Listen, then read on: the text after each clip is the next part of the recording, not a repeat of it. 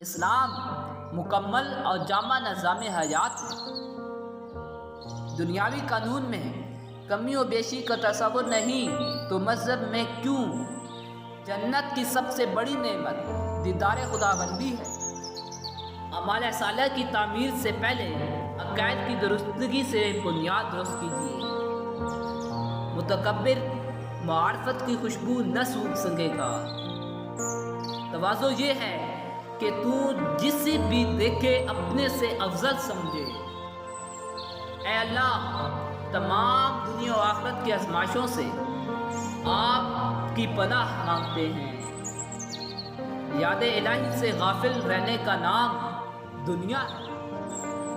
جس پر نصیحت اثر نہ ہو وہ جانے کہ میرا دل ایمان سے خالی ہے۔ اللہ تعالیٰ کے 99 نام مبارک ہیں، جو کوئی ان کو یاد کر لے جنت میں داخل ہوگا۔ زبان کا جرم یعنی حجم چھوٹا سا ہے، لیکن اس کا جرم بہت زیادہ ہے۔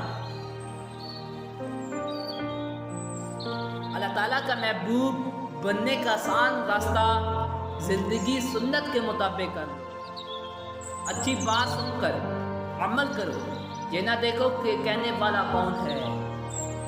اللہ تعالیٰ کا ہر مبارک نام اپنے اندر بے پناہ خصوصیات رکھتا ہے، یقین پیدا کیجیے۔ آخرت میں اللہ تعالیٰ کی رحمت اپنے پورے کمال سے ظاہر ہوگی۔ تعلیم قرآن کے ساتھ ضروری دینی مسائل سکھانا بھی طلباء کا حق ہے۔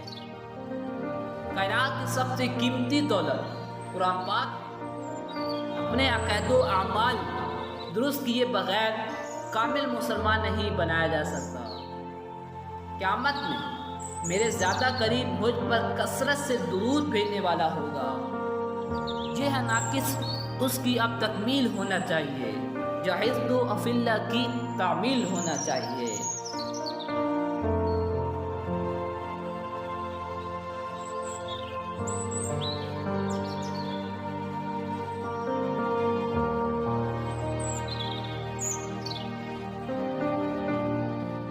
نظام خراب تبدیل ہونا چاہیے، اس کی آگ توحید پر تشکیل ہونا چاہیے۔ نیک لوگوں کی صحبت موجودہ دور میں فرض ہے، جس میں دین و دنیاوی کا فائدہ ہے۔ حرام چیزوں اور حرام باتوں سے بچتے رہو تو تمہاری دعائیں قبول ہوں گی۔ اچھی کتاب نیک صحبت کا بہترین بدل ہے۔